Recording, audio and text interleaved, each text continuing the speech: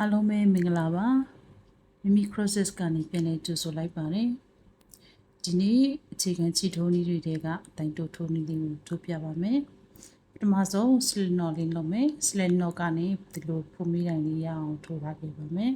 Slipknot လောက်တာနဲ့ဖုန်မိတိုင်းထိုးတာလေးတွေကိုရှေ့သင်ခန်းစာလေးမှာပြောပြထားပါတယ်တော့ကြည့်လို့ရပါတယ်နော်ဒီနေ့ကတော့အတိုင်းတိုးစထိုးမှာဖြစ်တဲ့အတွက်ပထမဆုံးဒီလိုခြီလေးရဒီလိုနေထားလေးကိုစုံထားပြီဆိုလို့ရှိရင်မမတို့ကဒီခြီထွက်နေတဲ့အပေါက်ကလေးကိုခြံပြီးတော့မှအဲ့ဒီအပေါက်ရဲ့ရှေ့တစ်ပေါက်ဖြစ်တဲ့ဒီအပေါက်ကနေစထိုးရပါမယ်ဆိုတော့စထိုးမယ်နော်ဒီပေါက်ကိုခြီထွက်နေတဲ့ပေါက်လေးကိုခြံမယ်နောက်တစ်ပေါက်မှာအကိုထည့်ပါမယ်အထည့်ပြီးတော့ခြီလေးကိုဆွဲခေါ်လာမယ်အထည့်ထားတဲ့ပေါက်ကနေပဲခြေပြီးဆွဲထုတ်လာမယ်အပေါ်မှာဒီလိုခြေပင်လေးနှစ်ပင်ရသွားမယ်တစ်ပင်နှစ်ပင်အပေါ်မှာခြေနှစ်ပင်ဖြစ်သွားပြီဆိုလို့ရှိရင်တစ်ပင်နဲ့ဖြစ်အောင်ပြန်ပြီးတော့ပေါင်းချုပ်မယ်ခြေကိုနောက်တစ်ခေါက်ထပ်ကော်မယ်နှစ်ပင်စလုံးရဲ့အပေါက်ကနေနော်ဒီချာလေးပြပေးမယ်ဒီမစ်တစ်ပေါက်နောက်ထပ်တစ်ပေါက်ဒီလိုတစ်ခါလေးဆွဲချုပ်လိုက်မယ်ဒါဆိုရင်တိုင်တိုလေးတစ်တိုင်းရသွားပါပြီနော်နောက်တစ်ပေါက်မှာအထက်မယ်ခြေကိုဆွဲခေါ်လာမယ်အထက်ထားတဲ့ပေါက်ကလေးကနေပဲဆွဲထုတ်မယ်အပေါ်မှာနှစ်ပင်ဖြစ်သွားပြီဆိုရင်ဒီပင်နဲ့ဖြစ်အောင်ပြန်ပြီးတော့စုပြီးချုပ်လိုက်ပါမယ်ဒါဆိုရင်တိုင်တိုလေးနှစ်တိုင်ရပါပြီနောက်တစ်ပေါက်ကိုသွားမယ်ခြေကိုဆွဲယူလာမယ်အပေါ်နှစ်ပင်ဖြစ်သွားရင်ဒီပင်နဲ့ပေါင်းချုပ်မယ်နောက်တစ်ပေါက်ကိုသွားမယ်ခြေကိုဆွဲယူလာမယ်အပေါ်မှာနှစ်ပင်ဖြစ်သွားရင်ဒီပင်နဲ့ပေါင်းချုပ်လိုက်ပါမယ်နောက်တစ်ပေါက်ကိုသွားမယ်ခြေလေးကိုအောက်ကနေပေါ်ကိုရစ်ပြီးတော့အကောက်လေးနဲ့ဆွဲယူမယ်အပေါက်လေးကနေထုတ်မယ်အပေါ်မှာခြေပင်နှစ်ပင်ဖြစ်သွားရင်ဒီပင်နဲ့ပြန်ပြီးတော့စုချုပ်လိုက်ပါမယ်နောက်တစ်ပေါက်ကိုသွားမယ်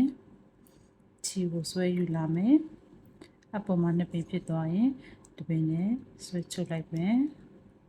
နောက်ဆုံးပေါက်နော်ထည့်မယ်ခြေလေးကိုဆွဲယူလာမယ်အပေါ်မှာနှစ်ပင်ဖြစ်သွားရင်ဒီနဲ့ပေါင်းချုပ်လိုက်မယ်လိုတိုင်လိုလေးတွေရပြီနော်ဒါဆိုရင်နောက်တစ်တန်းတက်မယ်နောက်တစ်တန်းတက်ဖို့အတွက်ကဖုန်မီလေးဒီတိုင်းထိုးရပါမယ်ထိုးပြီးဒီဘက်ကိုလှည့်လိုက်မယ်ဒီနေရာမှာ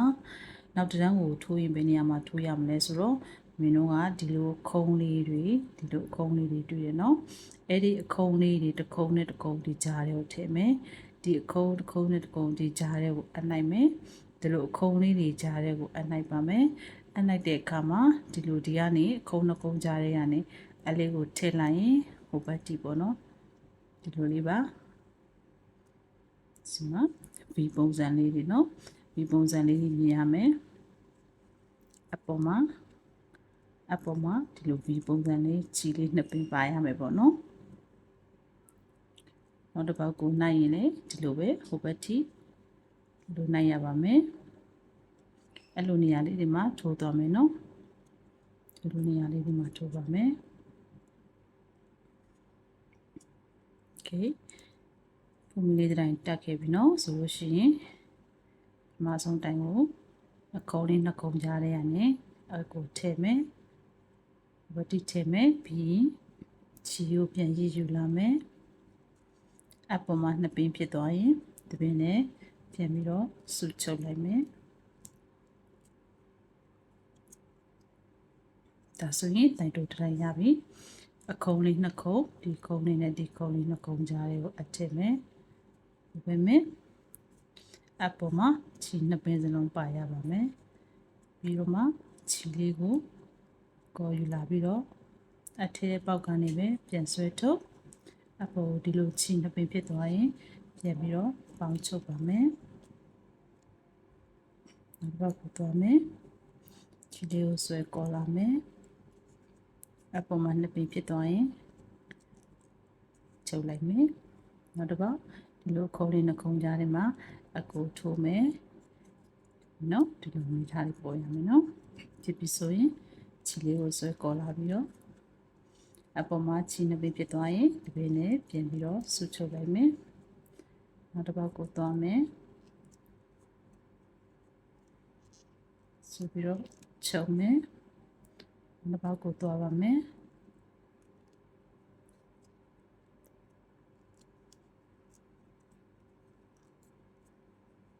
နောက်ဆုံးတစ်ပေါက်နော်ဒီမှာတစ်ပင်ကျန်နေရနော်ခုံလေးနှစ်ခုံကြားထဲကိုအဲ့လေးထည့်မယ်ဒီမှာနော်ခြေလေးပြီးပုံစံခြေလေးပေါ်မယ်ခြေလေးကိုဆွဲကော်လာမယ်အပေါ်မှာနှစ်ပင်ဖြစ်သွားရင်ဒီပင်နဲ့ပြန်ပြီးတော့ဆုချုပ်လိုက်မယ်ဒါဆိုရင်ဒရမ်ပြီးတော့ပြီနောက်ဒရမ်ကိုပြန်လာဖို့အတွက်ဖူမီလေးဒရိုင်တက်မယ်ပြီးဒီဘက်ကိုလှည့်မယ်ခုနပုံစံတိုင်းပဲမင်းတို့ဒီတိုင်လေးနဲ့ဒီကြားတယ်ဒီနှခုံးကြားတယ်ဒီနှခုံးကြားတယ်ဒီခုံးလေးနှခုံးကြားတယ်ဒီလိုခုံးလေးနှခုံးကြားတယ်မှာဒီလိုလေးကြည့်လိုက်မယ်ဒီမှာဝီလေးတွေပေါ်နေတယ်အဲဒီခုံးလေးကြားရကနေဒီလိုဝီလေးတွေဒီလိုနေရာလေးတွေကိုအထည့်ရပါမယ်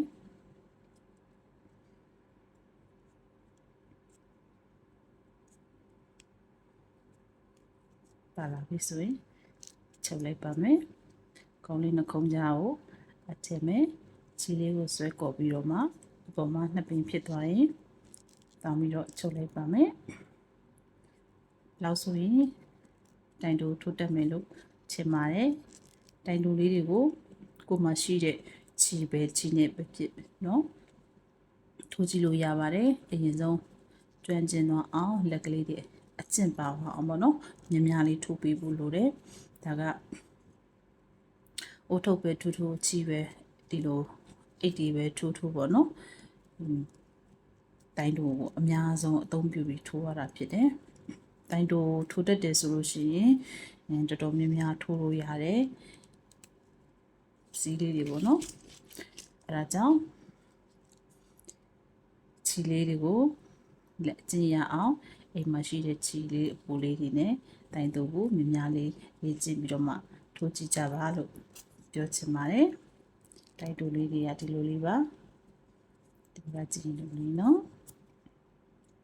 အားလုံးပဲလိုက်ထိုးတက်မယ်လို့မျှော်လင့်ပါတယ်နောက်ပြီးတော့ကြာရင်ပြန်တွေ့မယ်ကျေးဇူးတင်ပါတယ်